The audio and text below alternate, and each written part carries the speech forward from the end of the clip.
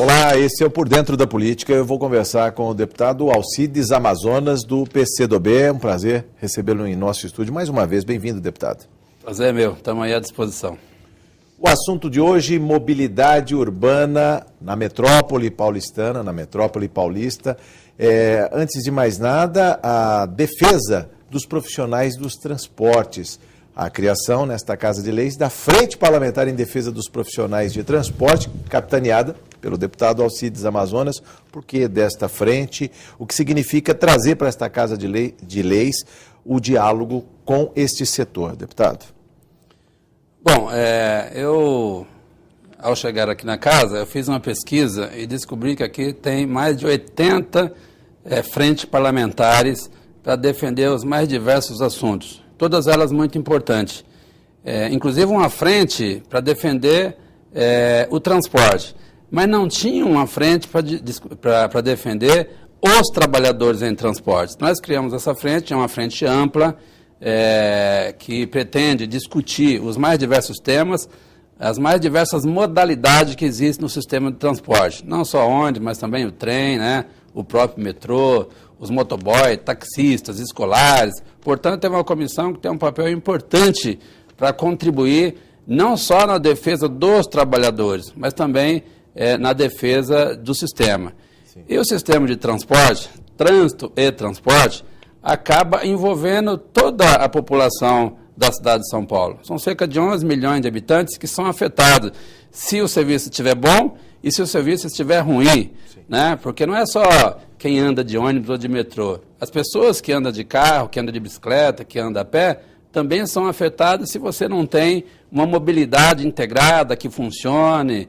Então, nós acreditamos que essa frente parlamentar nasceu para dar uma contribuição nesse debate, porque o caos no transporte e no trânsito de São Paulo é um tema recorrente que todos nós debatemos e não tem muito jeito. Ou nós investimos no transporte público de massa em detrimento dos veículos individuais, ou nós não vamos resolver o problema. Agora, para você convencer as pessoas a deixar o seu automóvel em casa e entrar no ônibus ou no metrô, nós precisamos melhorar muito o transporte público, senão as pessoas não se motivam a andar de transporte público. Portanto, é um grande desafio que está colocado para a Câmara Municipal, para a Assembleia, para a Prefeitura, para o Governo do Estado. É necessário a gente ter política de Estado no setor de transporte. Enquanto nós tivermos política de governo, onde você pratica uma política para um determinado período, sem comprometer o seu sucessor, eu acho que as coisas não avançam. Portanto, prioridade zero para o transporte coletivo. Deputado, o senhor falou uma palavra que especialistas do setor detestam, que é caos. É como se não houvesse nenhum tipo de ordenamento, de regramento. Agora, quando se anda a pé mais velozmente do que transportado por pneus, seja no carro, seja no ônibus, deputado, como fazer? Ou seja, como conceber a disputa desse espaço urbano para todas as modalidades? Primeiro tem que ter uma integração, né, no sistema e uma integração em todos aqueles que dirigem o transporte. Então precisa conversar. Se o sistema não se conversar, se os dirigentes não se conversarem, nós não vamos encontrar a solução. Quando a gente fala em caos, uma cidade que a velocidade média da frota de ônibus na cidade é de 14 km por hora, nós estamos falando em média, sim, em alguns lugares é 5 ou 6 km por hora, isso é um caos. Ninguém vai se motivar a andar de ônibus em São Paulo uma velocidade dessa, vai a pé, que chega mais rápido. No extremo sul da capital, na Belmira Marim, por exemplo, as pessoas descem do ônibus e andam a pé quando para o trânsito, porque a pé chega mais rápido, deputado. E a população está tão acostumada que ela acha isso normal, né? Ver tudo parado, isso não é normal. Custa muito caro você ficar preso no trânsito de São Paulo. Nós estamos numa polêmica aqui por esses dias sobre essa questão do aumento da tarifa. Tem um movimento, várias manifestações têm ocorrido em São Paulo e nós achamos, inclusive, que é um movimento justo. Agora, por que a tarifa é cara? Porque o sistema custa caro. Aliás, a presidenta Dilma tem tomado algumas medidas para evitar que as tarifas de ônibus possam aumentar. Ela está falando, inclusive, em desonerar, né, alguns itens que compõem o sistema de transporte, como pneus, a folha de pagamento, o próprio diesel, que é um item caro do sistema. Isso ocorrendo, certamente, os recursos economizados com essa desoneração precisam ser canalizados para a melhoria da qualidade do sistema. E não podemos esquecer dos seus trabalhadores. Nós não podemos ofertar, nós não vamos conseguir ofertar um transporte público de qualidade se nós não investirmos nos servidores. Nós tivemos aí muitos eventos envolvendo de violência, queima de ônibus na cidade, agressão a motorista. Recentemente, por um problema no trânsito aqui em São Paulo, o motorista de ônibus teve spray de pimenta jogado na cara no momento que ele estava dirigindo. Então é um problema sério. É lógico que muitas coisas melhoraram. Nós não podemos esquecer que até 2002 nós tínhamos um caos muito pior em São Paulo. Nós tínhamos 12 mil peruas clandestinas, que foi solucionado com a vinda das cooperativas. Nós fizemos a lei que garante o emprego dos cobradores de ônibus, e essa é uma coisa que não é menos importante. Lá no Rio de Janeiro, importante, né? No Rio de Janeiro, recentemente, um motorista dirigindo um ônibus, em cima do viaduto, um passageiro descontente com o problema do troco com o motorista, ou seja, o motorista estava dirigindo e cobrando a tarifa. Aí teve um conflito com o usuário brigou com o motorista por conta do troco. O que aconteceu? O ônibus caiu lá em cima e matou 8, 7 na hora e um no hospital. De um viaduto. Então, o sistema de transporte melhorou bastante, mas ainda está longe do ideal. O governo Haddad tem um compromisso de construir aí mais 150 quilômetros de corredores em São Paulo. Isso é muito positivo e é bem-vindo. Agora, esses corredores, para ser construídos, se ele não for segregado, se ele for só colocado tachão e pintado ali o chão, é necessário ter fiscalização a cada esquina, porque senão as pessoas com os carros particulares, caminhões e tal, eles invadem a faixa do ônibus e aí tira a mobilidade, o ônibus não consegue circular. Então tem a campanha aí, dá licença, o ônibus precisa passar, uma campanha da própria prefeitura, que isso pode elevar o nível de consciência das pessoas, que um ônibus com 100 passageiros dentro, ele tem prioridade em detrimento de um veículo que tem um passageiro dentro. Então é uma questão de consciência também. Nós precisamos ter campanhas educativas para que a população possa deixar o seu carro em casa. Agora, a população não vai deixar o seu carro em casa e andar de ônibus se o ônibus estiver lotado, se ele não tiver conforto, se ele não tiver velocidade, se ele não for eficiente. Então, tudo isso é necessário para que a gente consiga fazer com que o transporte melhore. E a Frente em Defesa dos Trabalhadores vem nesse sentido, porque nós achamos que a categoria dos trabalhadores em transporte, que é uma categoria de mais de 40 mil trabalhadores na base. 40 mil trabalhadores? Mais de 40 mil trabalhadores na base. Está contando do São Paulo, Grande São Paulo? Não, eu estou falando só da capital. Só da capital? Da capital. Eu fiz uma lei que garante o emprego de 20 mil cobradores. Então são cerca de 10 mil ônibus, daria emprego para 40 mil pessoas. Não, são mais. São 15 mil ônibus em São Paulo, contando as cooperativas e tal.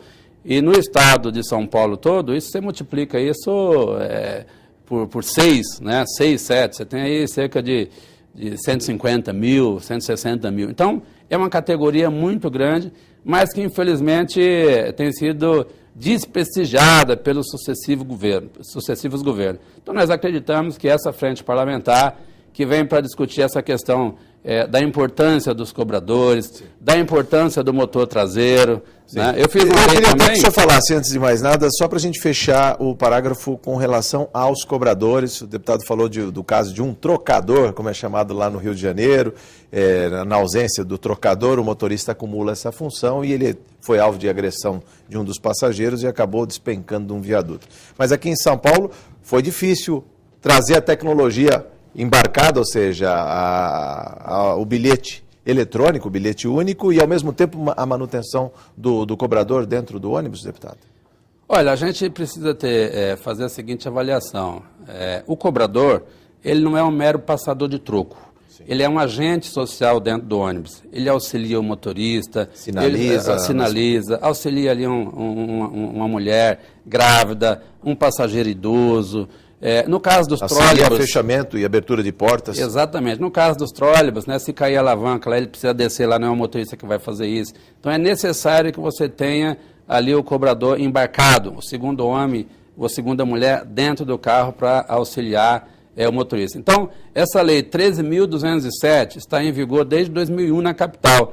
E agora o projeto de lei que eu apresentei aqui, que é o PL 36 desse ano, 2013, também propõe garantir o emprego desses profissionais em todo o sistema de transporte coletivo no estado de São Paulo. Estou falando aqui em torno de 80 mil cobradores de ônibus que esse PL pretende garantir, se for aprovado e também se for sancionado pelo governador do estado. Outras melhorias dentro dos coletivos, o senhor estava falando do motor dianteiro, motor traseiro, qual é a diferença que tem para quem opera, para quem trabalha no ônibus e fica lá uma jornada de 8, 9, 10 ou até mais horas?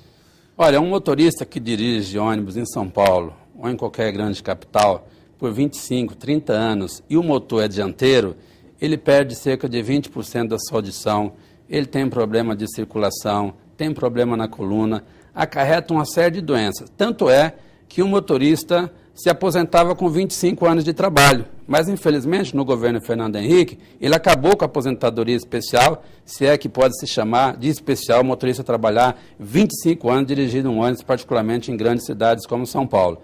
Então eu fiz uma lei na capital que obriga as empresas de ônibus a substituir toda a frota de ônibus de motor dianteiro por motor traseiro. Ou seja, você tira a quentura, você tira o barulho, e hoje você pode se dar o luxo, né? Em São Paulo, na capital, por exemplo, você tem cerca de 3 mil ônibus, que você pode até colocar uma televisão dentro do ônibus, que você tem um silêncio que impera hoje. Agora, isso foi uma luta, né? Se a gente tivesse empresários mais comprometidos com a qualidade do sistema, eu nem precisaria fazer uma lei obrigando eles a colocar ônibus mais moderno. Isso deveria ser uma iniciativa deles, mas nós fizemos essa lei na capital e também apresentei esse projeto de lei aqui na Assembleia Legislativa, onde a gente pretende aqui também ver essa lei aprovada, dando mais tranquilidade e qualidade de vida, garantindo a saúde dos operadores, do motorista e do cobrador, mas também dos usuários, né, que tem um sistema de transporte mais moderno. Sim.